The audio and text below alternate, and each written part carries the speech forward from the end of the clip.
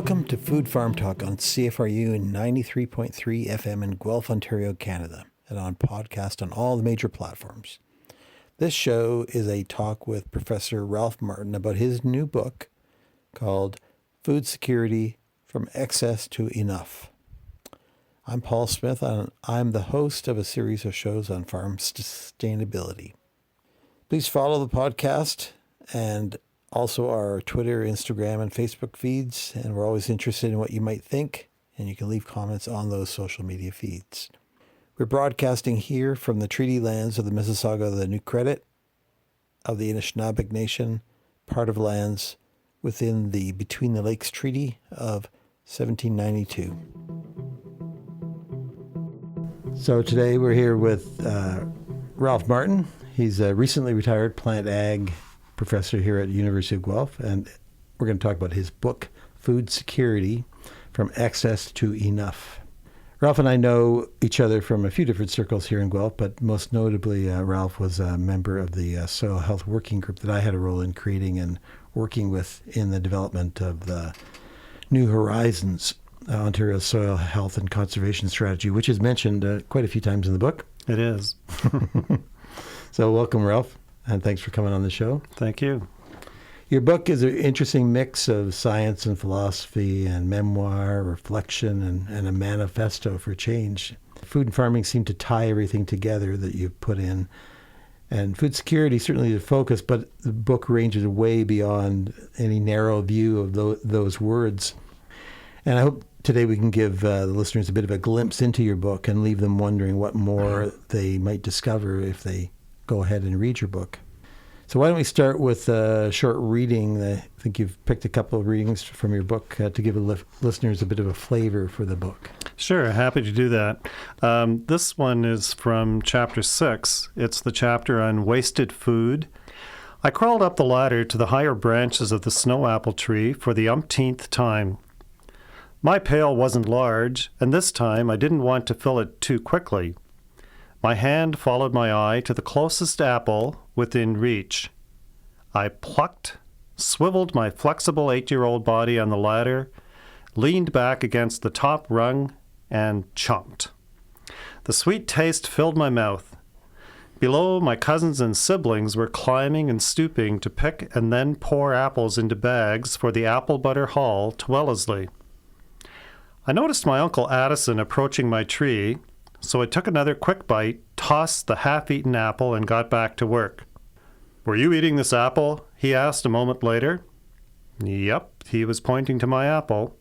I nodded. "Come on down, pick it up and finish it." But there are so many apples all over this orchard, and they're going for apple butter anyway." "That doesn't matter.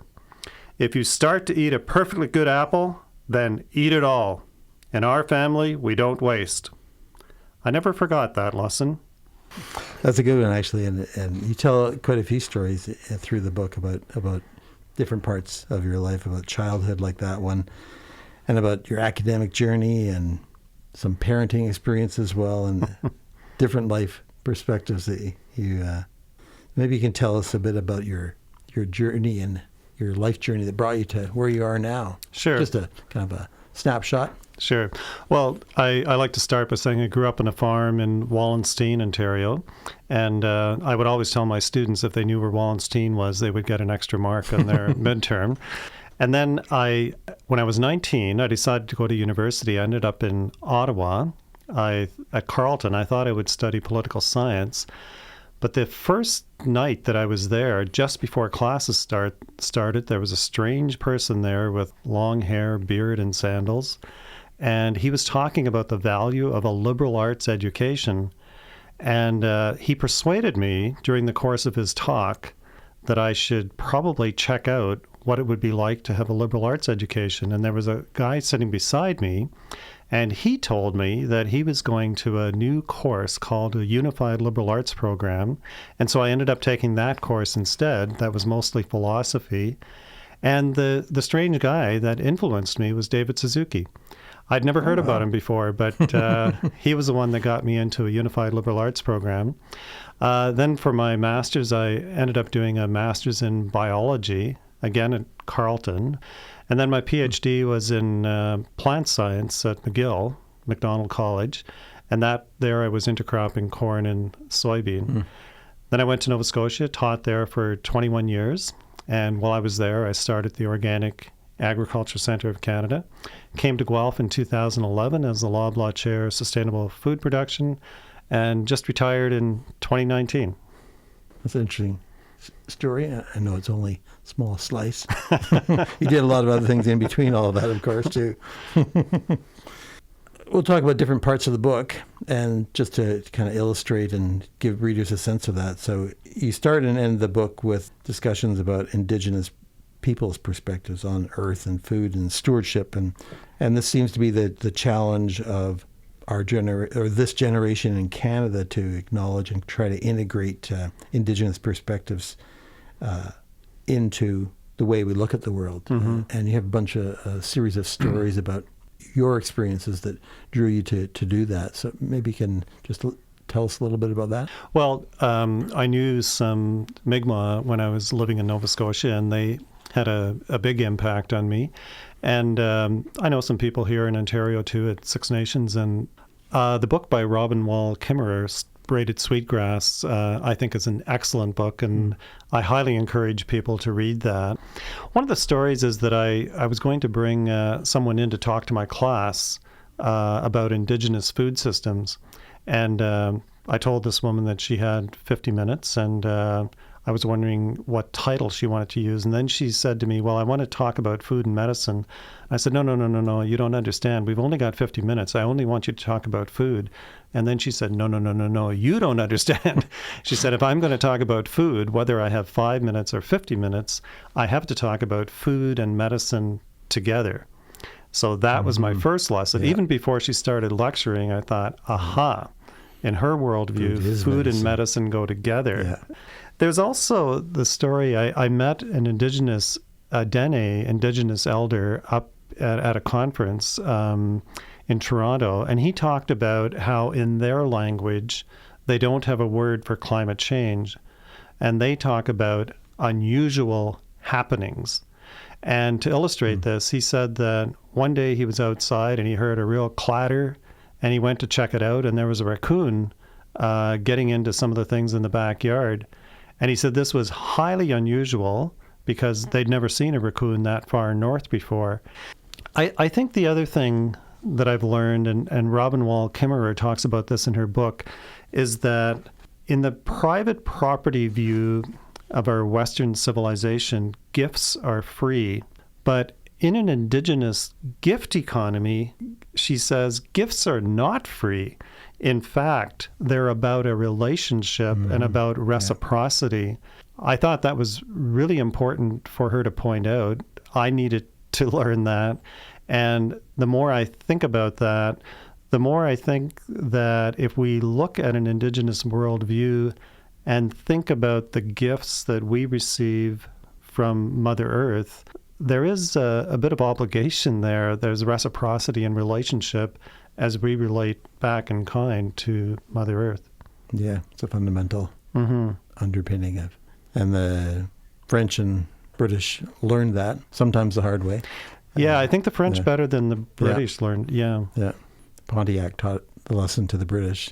I think there's another little story. It's probably good to, because it's such a cool story, shows you as a person and your interest in food and ag. The story about you, your mother, the Queen, and cleaning the barn with your grandpa. Can you just tell us that one too? Well, my dear mother has always loved the royal family, and in fact, I think she still has pictures of Princess Elizabeth and Princess Margaret. I was about 6 years old, and the Queen was coming to Kitchener, and she thought it would be a great honor for me to go with her to Kitchener and stand on the sidewalk and see the Queen. And I said, okay, but what do we do? And she said, well, the Queen goes by and there's a big car and it doesn't have a roof. And she stands up and waves and then you can wave back at her. And I said, oh. And she said, well, if you don't want to do that, I guess you'll have to stay at home. And I said, oh. And then she said, and today Grandpa's cleaning the barn. He's cleaning manure out of the barn, so you'd have to help him do that. And I said, oh. She thought that would be deterrent. Eh? She thought it'd be a deterrent, but for me, that was a real draw. So I went to the barn, helped my grandpa clean up.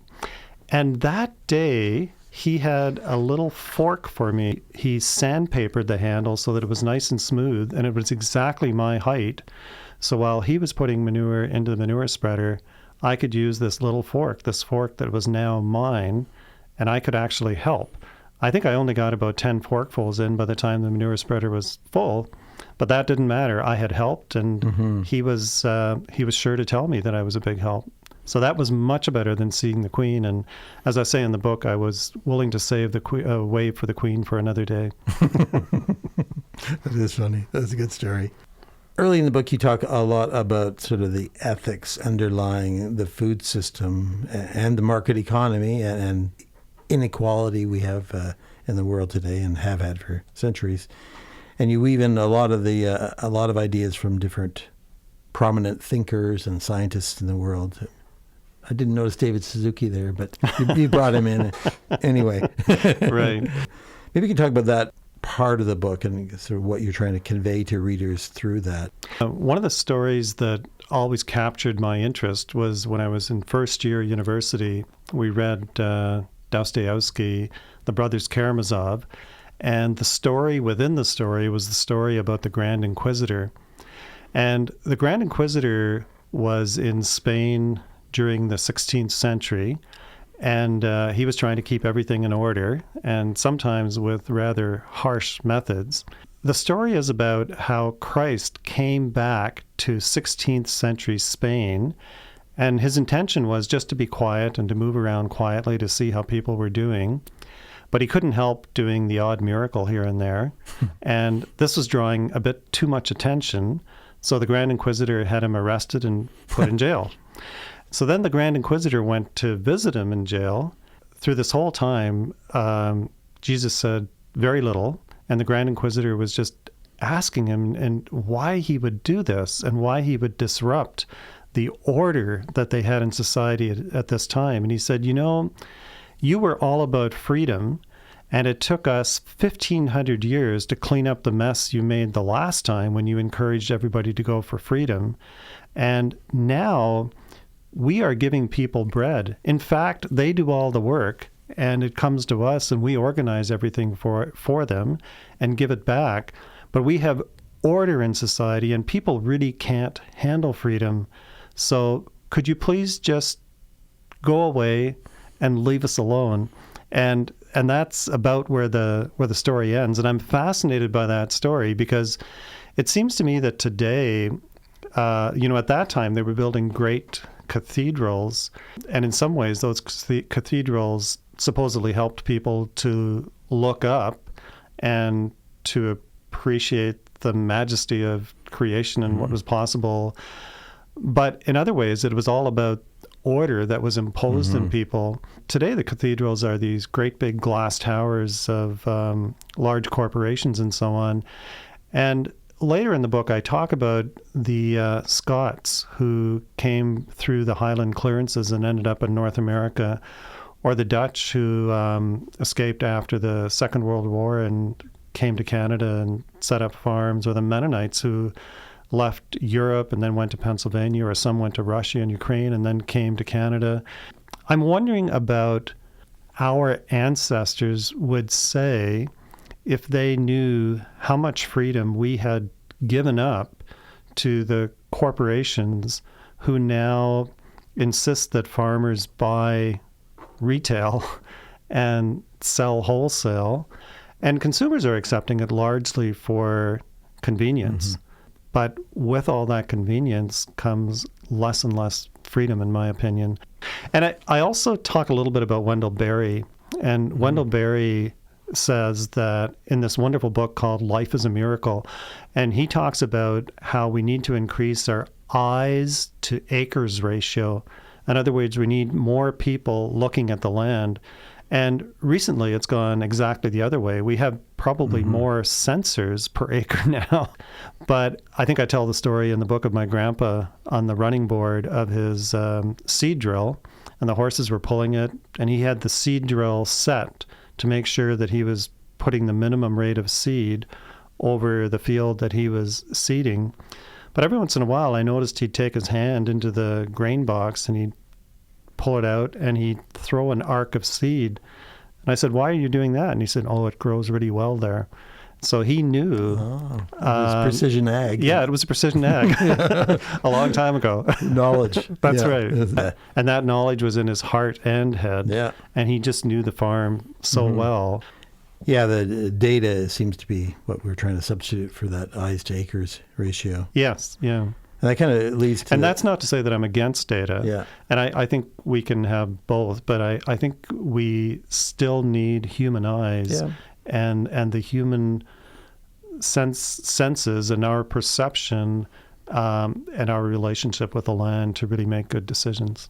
Yeah, well, we could talk about that for the rest of the time. In fact, I think. Yeah. But it does segue to another part of your book where you talk about how we now are focused on feeding 9 or 10 billion people, right. and that's becomes the rationale for all kinds of things that are embarked upon. And you sort of take issue with that as a justification for lots of things in modern agriculture. And you can't go to a farm meeting these days without people talking about 9 billion right. or 10 billion. Well, and that happened when I was a kid in 4-H. Like I remember being at meetings and people then saying that there are going to be more and more people in the world, and our job in agriculture is to feed them. There is some questioning now. Demographers are saying that we may not go to 10 or 11 billion when you look at some of the new stats, and the fact that even in Africa, there are much smaller families now than there used to be. That's one thing. But then the other thing, of course, is, and it relates to the story I read, is the wasted food. At least 40% of food in Canada is wasted. Let's say it's 40%. And then I look at situations like those farmers who are farming organically, and even though they're only about 2% of farms in Canada, their average yields are about 25% less, anywhere between 20 and 25% less on average. And if we think about the fact that we're wasting 40% of food, we could think about how we reduce waste. And it's not only the food that's wasted, it's the fact that the food that we do eat is food that's often not very good for us, and we're eating too much of it. So if we stopped wasting, I think then we could look again at production. And there's a paper I cite that looks at the fact that we probably could feed the world by farming organically, provided that we reduced wasted food by 50% and that we only fed feed to livestock and not food. Food should only be for humans, and any food-grade grain should only go to people, and livestock should only eat feed. And their original purpose was that. And in fact, and maybe I'm getting a little too far off track here now, but the Mennonite farmers in Europe in the 1700s were known as clover farmers. And their land was improving while the land of some of their neighbors was not improving because they were growing mostly grain. So maybe it's in my genes and that I get so excited about clover and forages and so on. But that's the feed that at least ruminants can eat. And it seems to me that we have this little blip in history now where we're so focused on improving the gain in chicken. Like we used to take 7 kilograms of feed to get 1 kilogram of broiler meat. Now it's somewhere around 1.7 or 1.6 kilograms to get 1 kilogram of broiler meat. Yep. We've got a lot of efficiency, but that efficiency is sometimes at the cost of feeding food grade grain products, or at least using land to grow grain where we could be using that land to grow grain for people. We wouldn't have done that 100 years ago. And I will bet that 100 years from now, mind you, I won't be here to test that, but I'm pretty sure that 100 years from now, we're not going to have the luxury of feeding food to livestock. what you've just said sort of raises the question too of ruminants, beef and sheep and so on, Right.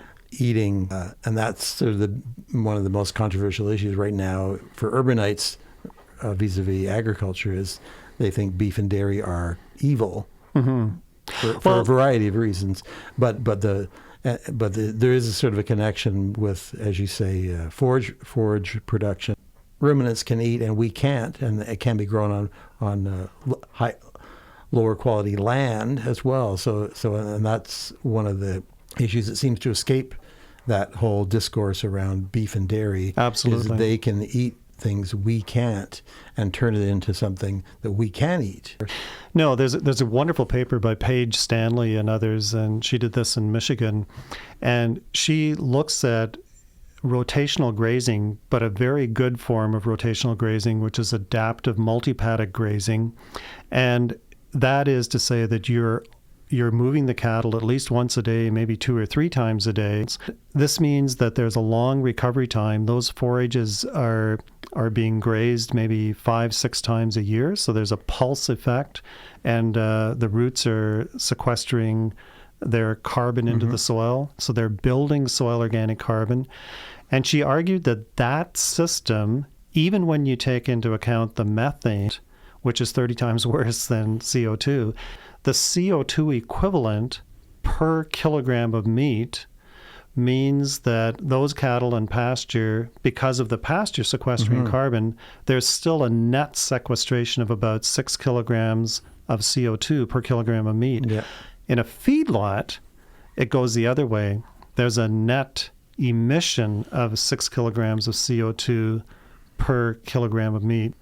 At the end of the paper, they say, yes, it would take twice as much land if all the cattle were grazed rather than being on feedlots.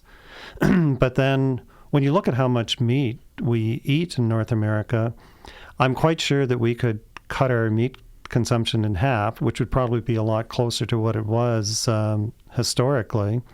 And it would be better quality meat. And it would be meat that is produced by grazing cattle that actually sequester carbon, not to mention all the soil health effects. So that's one of my favorite papers, and I can beat a drum about that paper for quite a while. And I wish that was the kind of nuanced discussion we could have a public discourse about, but we're not there. We're into the cartoon version of some other discussion. But it's a good segue into sort of the whole soil health area, because you have a chapter devoted to that, and obviously I would happy to have that, and the work that we did together on soil strategy figures fairly prominently in that.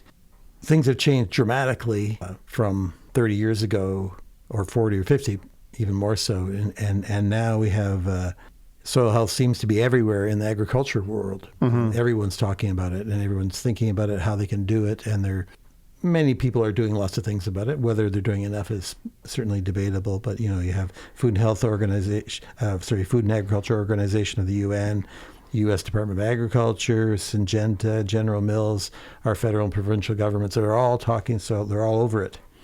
And we have the soil health strategy we worked on, and farm organizations in Ontario are keen on this too. So does that give you hope for change? Yes and no. I mean, I do feel some hope because there's discussion about it, and there is some movement down on the farms. But the common rotation in Ontario, for example, is still corn, soy. And the rotation plots that we have out at the Elora Research Station that Bill Dean is managing right now show very clearly that if you just have a simple rotation of only corn or corn soy, that soil organic matter levels are lower, and the yields of the corn and soybean are lower than corn and soybean that's in a more complex rotation, including forages. And what is also so fascinating about that, it's a paper that Emily Godin published with us in 2015. So the yields of corn and soybean in fields with complex rotations tend to be even more different, or more, they're higher, that much higher than yields of corn and soybean that are in just the corn or the corn-soybean rotation. And yet in Ontario, that is still our most common rotation. On 82% of farms, you know the data from from our report that we're still losing soil organic matter. So I feel impatient because of that. Yeah, and that's fair. I think because the as you say, the data show that change is needed, but change is not happening at the rate.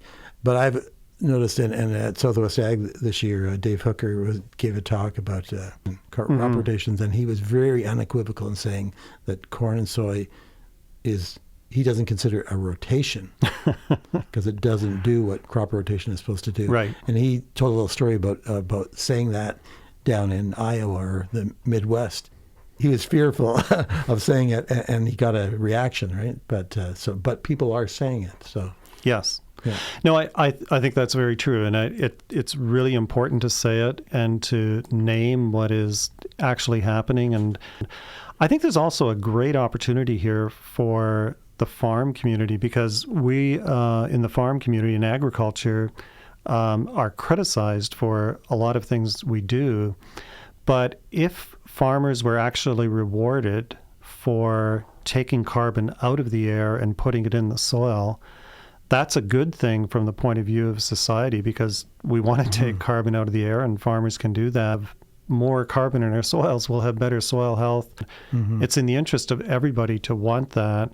The first thing we have to do, according to our friend Woody Van Arkel, is to stop having soil organic carbon go down. Like, we have to stop that slide, and then we have to start rebuilding, and the sooner we do both, the better.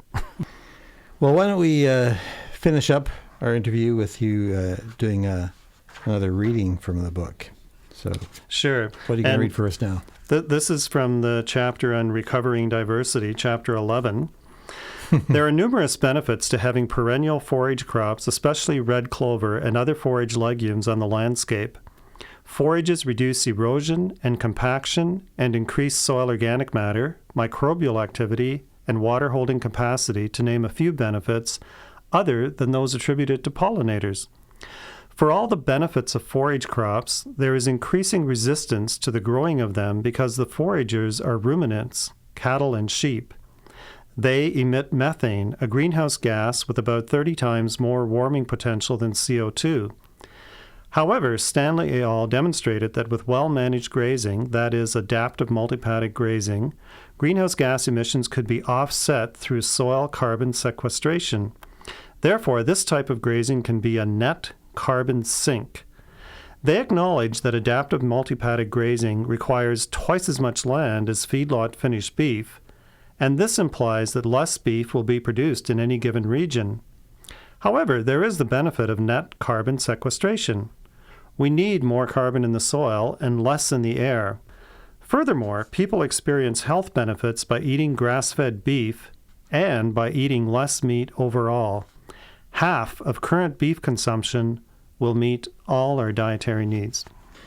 Well, thanks, Ralph, for coming in and sharing your book with the audience and CFRU and on the podcast as well. So Ralph's book, Food Security From Excess to Enough, is published by Dundurn Press and is available at the bookshelf where I got my copy in downtown Guelph, and most other bookstores, the real ones and online. And it has a foreword by Elizabeth May as well. So we'll leave it at that. Thanks a lot, Ralph. Thank you. I really appreciate the privilege. Thanks, Paul. You've heard Ralph Martin talking about his book, Food Security From Excess to Enough, and his thoughts, research, early influences, and stories that went into that book. If you have thoughts about what you've heard, please send us your comments via Instagram, Facebook, and Twitter. And there's more to learn through the links that are provided in the show notes on the podcast site. Thanks so much to Ralph Martin for coming in for the interview. And please tune in next week to Food Farm Talk on CFRU 93.3 FM in Guelph, Ontario, Canada, and anytime on podcast on various platforms. Thanks a lot for listening.